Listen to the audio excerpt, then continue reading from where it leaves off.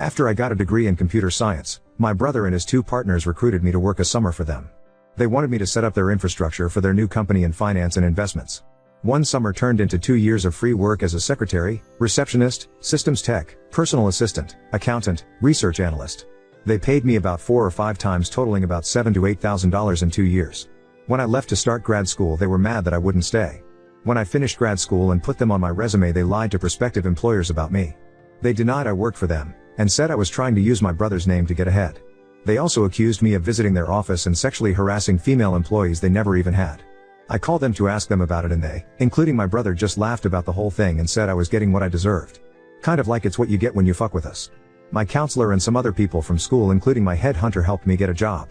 But I had to sue my brother and his partners for slander and other things. My brother called me to laugh about the lawsuit when they got served, but now they're scared, and my brother has my dad pressuring me to drop the lawsuit and just sit down with them both to work something out. My dad called this just a little big brother bullying little brother nonsense, and demanded I drop the lawsuit.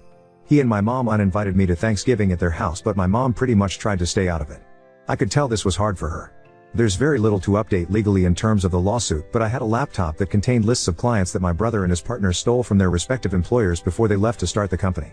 I didn't want to turn those files over to my attorney cause things are bad enough for them already.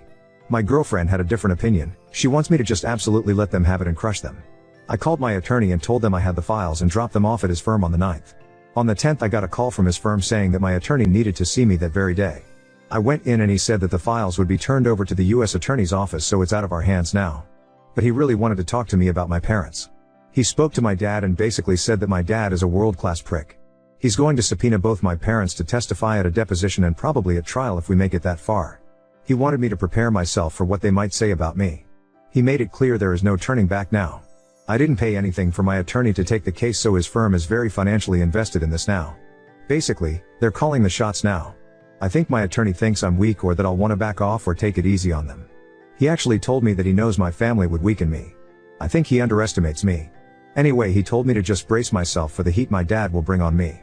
I told him I had 2 older sisters on my side and my mother was pretty neutral. He assured me that my mother is absolutely not neutral. So he just told me to prepare for anything. So I got phone calls from my 2 sisters who both live about 300 miles away. They were disgusted with my dad and my brother's behavior and had told me they were 100% behind me. Now they told me that my girlfriend and I are uninvited to go see them and their children this Christmas. They told me they loved me but that I needed to back off of this lawsuit. This was a little bit of a shock. It didn't crush me, but it wasn't easy to hear. They won't be contacting me anymore and want me to not contact them, and they said they have their reasons. They both cried, and they called, but I stayed calm. They also emailed my girlfriend to let her know about being uninvited to their homes for Christmas. My girlfriend blasted them both with a very scathing response that I wish she hadn't sent, but it's her decision how she responds to them. My dad is getting a little out of control. He confronted me and my girlfriend outside the house of a family friend who had us over for a holiday get-together on Sunday night.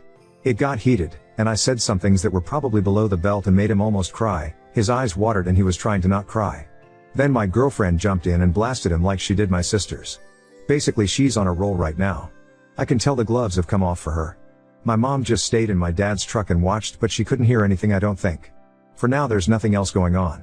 Oh, one other thing. My attorney said my brother and his partners closed doors on their business already. They went under. They have filed some puzzling and contradictory responses to our lawsuit, which surprises me because my brother is smarter than that, usually. They have now changed attorneys and retained a reputable firm. The first thing the new attorneys did is ask what it would take to settle. My attorney says their new attorneys are smart. They know it will be a bloodbath in court. I guess I'll just have to wait and see where it goes from here. But some of you commented from experience that the blowback from legal battles like this tears families apart for decades sometimes. I can see how this can happen and probably will. Edit. Some of you are asking about why my sisters changed their minds. I know now that my dad helped them both buy their respective houses. They both still owe him a lot of money for that. My best guess is he used that and maybe other things to coerce them into taking his side. Update 1. Okay, let me begin by saying that I am not the original poster. I am his girlfriend. We live together and I read the update post. My boyfriend is moving on and wasn't going to post a last update, so I asked if I could and he said yes. Things have wrapped up. They signed a settlement agreement and now it's up to the judge to approve it. The judge won't do that for 2 more weeks, but apparently it's a formality. It's a sure thing he'll approve it, is what the attorneys say anyway. As far as the settlement, I can't really disclose much, but I can say that it's close to what my boyfriend was suing for in terms of money figure. They had transferred their houses to their wives' names, which are in the process of being sold to pay off the settlement. The settlement included a written apology and complete admission of guilt from all three of the defendants. They also have to write apology letters and retractions to all the employers that refused to hire my boyfriend based on them slandering him. I think there were 4 companies in all. All 3 of them had their license taken away and will never work as financial advisors again in any state apparently. They also will face a criminal investigation due to some forged signatures on some of the deals they made, which will lead to conviction but probably no jail time according to the experts.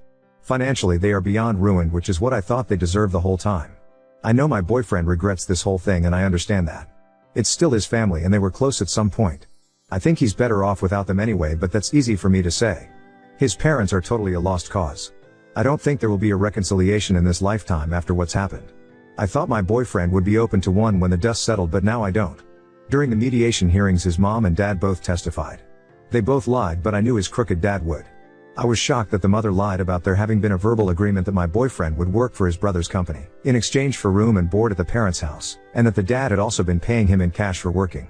She said she witnessed my boyfriend refusing payment from his brother many times. She lied about a lot of other very hurtful things right there while my boyfriend sat there and watched her. She never looked at him, not once.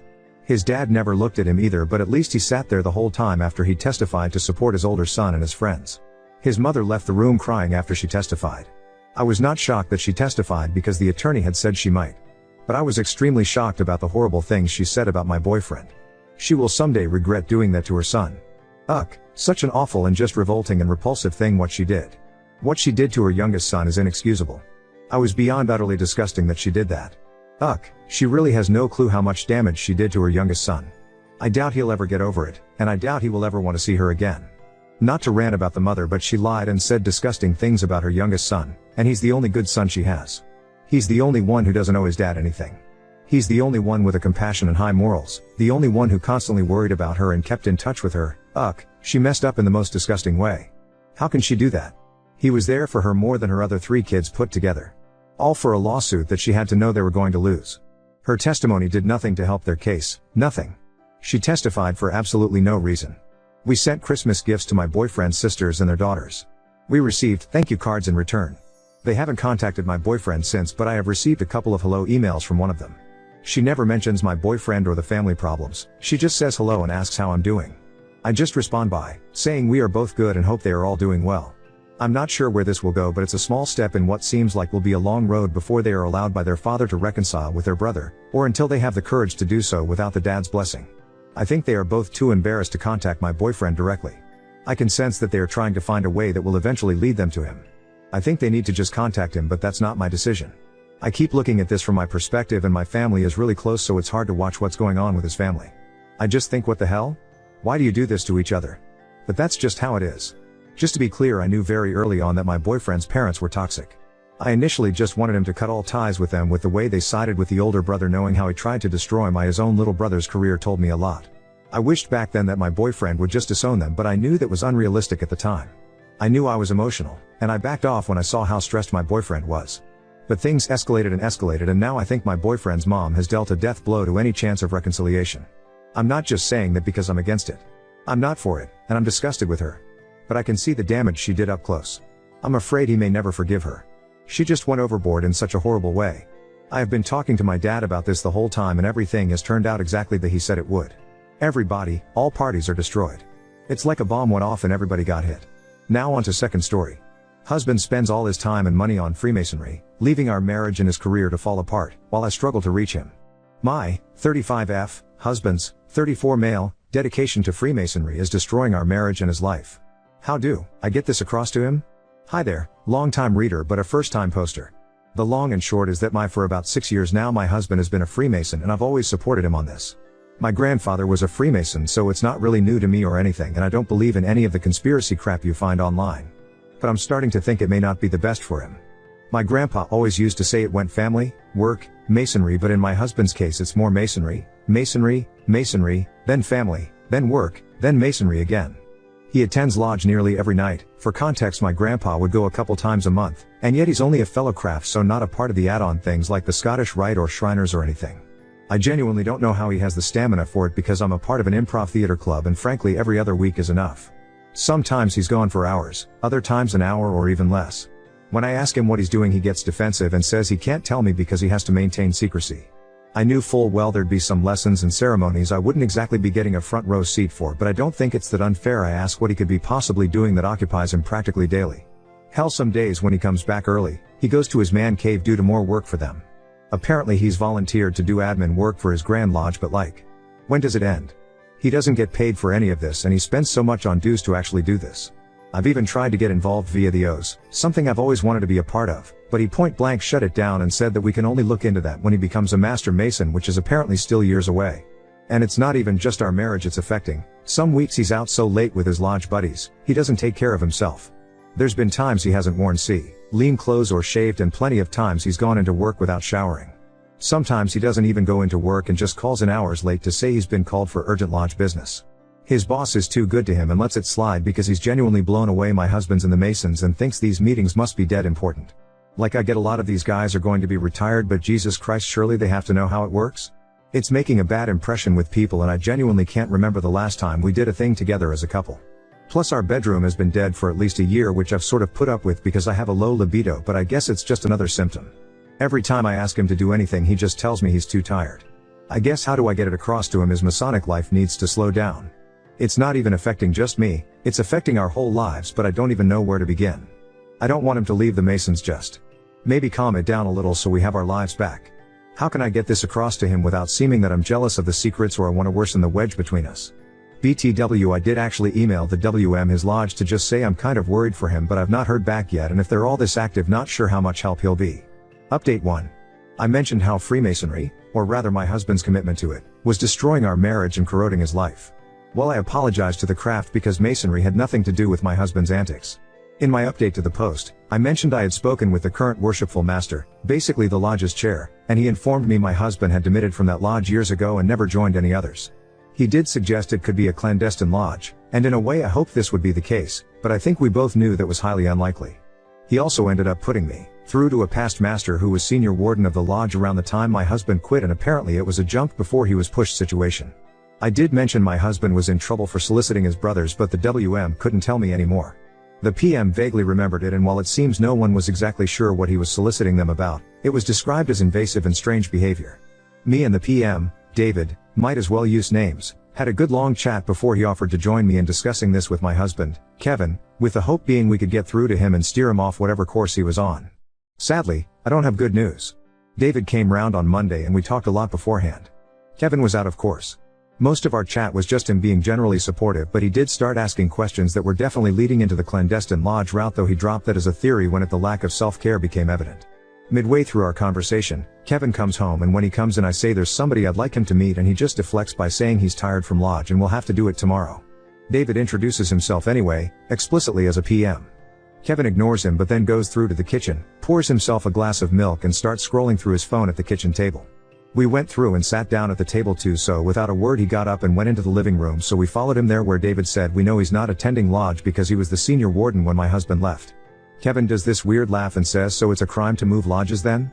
David says no other lodge in the area took him on, and Kevin goes a little bit red before saying that's because he switched to PHA, and then sort of insinuates David is racist for taking issue with that. David says he spoke to all the PHA lodges in the area too, and he's good friends with a lot of their members, so he knows he's lying again.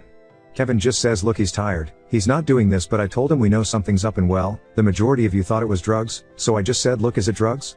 He said no, but finally admitted yes, there was something up, and asked if he could show us something.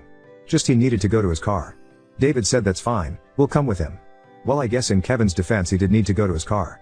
In the trunk he got out this black sports bag, and I don't know what I was expecting, but I don't think anything could have prepared me for what he showed us was inside. When we got back into the house, he got out this near lifelike latex horse mask and other leather and latex fetish gear, full suit with harnesses and everything. If you were expecting anything to happen, there wasn't anything. We kind of just stared in total silence. Eventually Kevin restarted the conversation by explaining he was into a BDSM fetish called pony play and that he went down the rabbit hole a long time ago.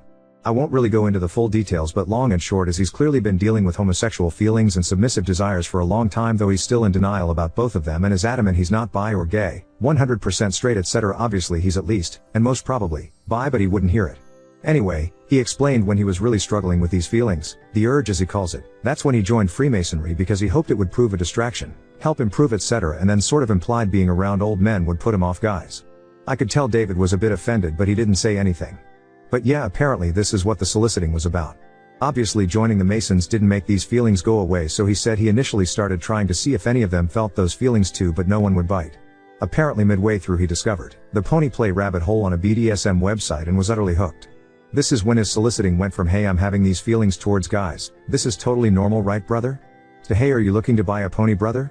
He claimed he didn't leave because he was being disciplined, but because of how goddamn prudish everyone was. Yeah. Apparently he was already deep into the hole, and while he'd be attending lodge a couple times a month legitimately, the other times were him doing the BDSM stuff. Apparently it began with escorts, but eventually he graduated to pro doms because too many of them found it weird or weren't into it enough. There's one main one he goes to the most, called Mistress Candy, but when she's busy he'll go to other ones. And if that's not an option, he'll go find a cheap hotel to self-care or do it with an online mistress. Oh, there's a lot of them apparently, and that was how he got into findoms, where the whole thing is he gives them money for nothing in return. I don't really know how to describe how I felt as this all came out. The shock, the betrayal, the rage, the upset, the hurt. I suppose I feel quite numb now, but none of it could have prepared me for what he did next. David said, "So you've been having an affair then, and using the craft as cover?" Kevin got very angry and said he's not been having an affair.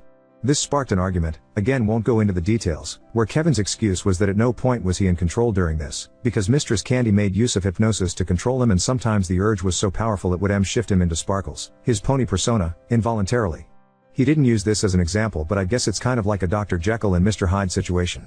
Again, no remorse or contrition, and he said we can still fix this with couples therapy because apparently I wasn't satisfying his needs. How did he come to that conclusion?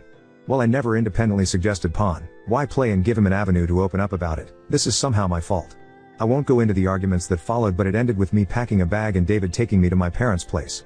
I've told Kevin I'll be seeking a divorce, something which he's also in denial about, because the marriage is dead. Clearly he values his time playing dress up as a horse more than he does me as a person, so I might as well let him focus on that. I'm staying with my parents right now and taking some time off work until I can clear my head. Can't sleep, so figured I might as well try and get this out of my system. It has helped, honestly. I'm also currently no contact with Kevin, and it'll be staying that way until I can serve him papers. Who knows what the future holds there, but he won't be in it. Though if you wanted some good news, I'm finally joining the O's. David explained to me I can join via my grandfather, so I'm going to be meeting with the secretary next week.